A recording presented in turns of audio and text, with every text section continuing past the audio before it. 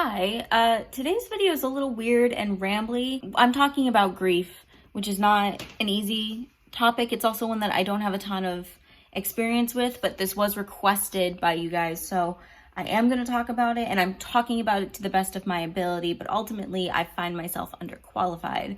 So I ask that you be patient with me and have an open and honest discussion with me in the comments if I have said something that is misleading. And with that, there are resources in the description, and I do mention that in the video, but I just wanted to say it in a more condensed version here before we get into the thick of it. So yeah, thank you so much for watching. The link to donate to NAMI is in the description. We have raised $764. I hope this video is helpful, and I hope you enjoy it, and I will see you tomorrow for another Vlogmas. So on with the video. Okay, Olivia, roll for energy. In that one. Well, it's like 1,000 degrees in here, Georgia. So hot. Today we are talking about a hard topic. It is coping with the loss of a loved one around the holidays. Yeah, this is not gonna be easy, so I'm gonna do my best. All I ask is that everyone remain respectful at all times, please. And I will leave resources in the description for tips and tricks on how to help, I guess, with grief.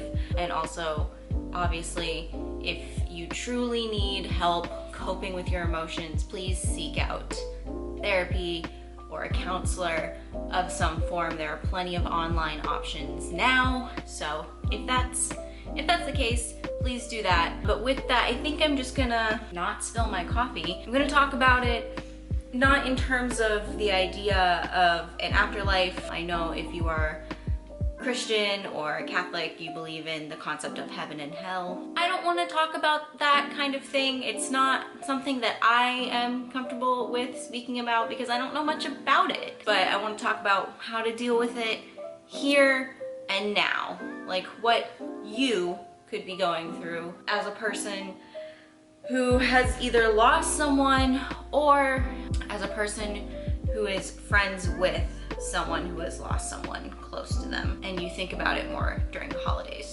So I guess I could probably talk about it in terms of like my own experience with loss. Now, given I've only had one relative pass away, and that was my grandmother.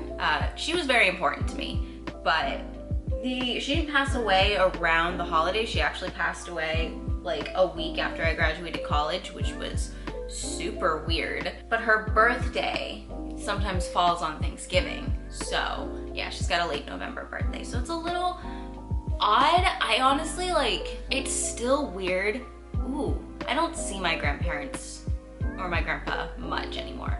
But it's still weird, like, going into the house and like, she's not there. Like, her presence is there, but she's not there, and it's very odd. Ooh, this might get a little emotion. Ooh, like a touch of emotion. If my eyes get teary, it's because of her. Damn it! Oh, she'd smack me for swearing. Well, she wouldn't smack me. She'd say, oh, Olive, and then question, Olivia, why do you have to wear all black? I don't know, Grandma, because it's fun. Okay, now that I've composed myself and made myself laugh.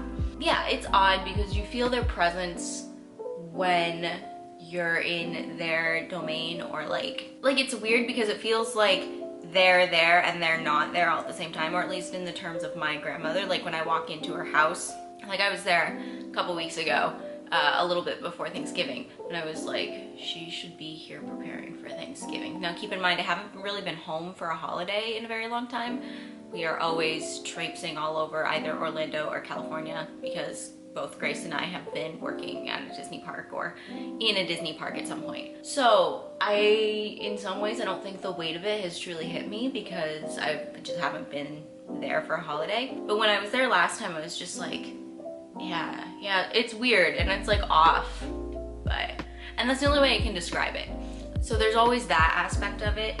But as someone who, so I have two family members who have had a parent pass away right around the holiday season, right around the time of, or when like the date of their death comes around. I noticed that the people, their tempers get very short, or they're short with me, they're short with everyone around them. And it's because of sadness, and it's not because they're actually angry, but when you have like so many things going on in your head, unfortunately the temper's the first thing to go. And unfortunately, the two dates, they're not the same day, but they live in the same house, and so the tempers overlap.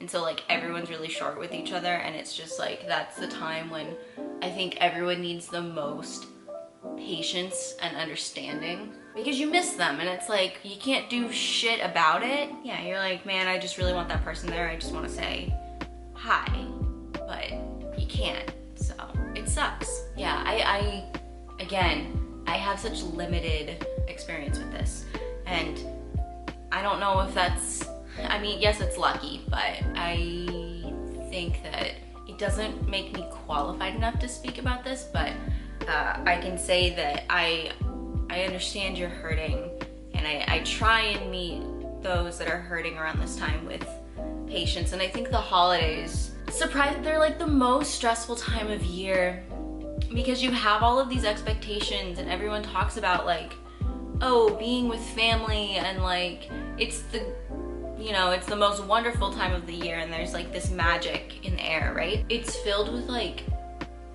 and there is a level of like wonderful nostalgia, and oh my god, it's so good to see you, like end of the year solstice celebration, right? Man, where is that one person who, like, I don't know, for my grandma and like her birthday, I'm like, man, we don't get to do a birthday cake and like make her wear some ridiculous turkey hat. I won't show a picture, but I've got a picture that I hold very near and dear to my heart. Sorry, fam.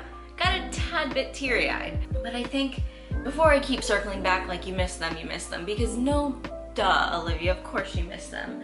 I was reading my book. Yes, I'm gonna bring it back to Legendborn because it's relevant and it deals with grief, and it's fresh in my brain, and it was something that was really poignant to me. There was a line in Legendborn when Bree was talking to a counselor, and they were talking about how angry Bree was about everything, about how her death was handled, because she thinks something had gone wrong. I think that anger can carry over even into like the grieving process. I forget what the 5 stages are. You get angry, and someone said the line in the book, don't let your life be about the loss, let it be about the love.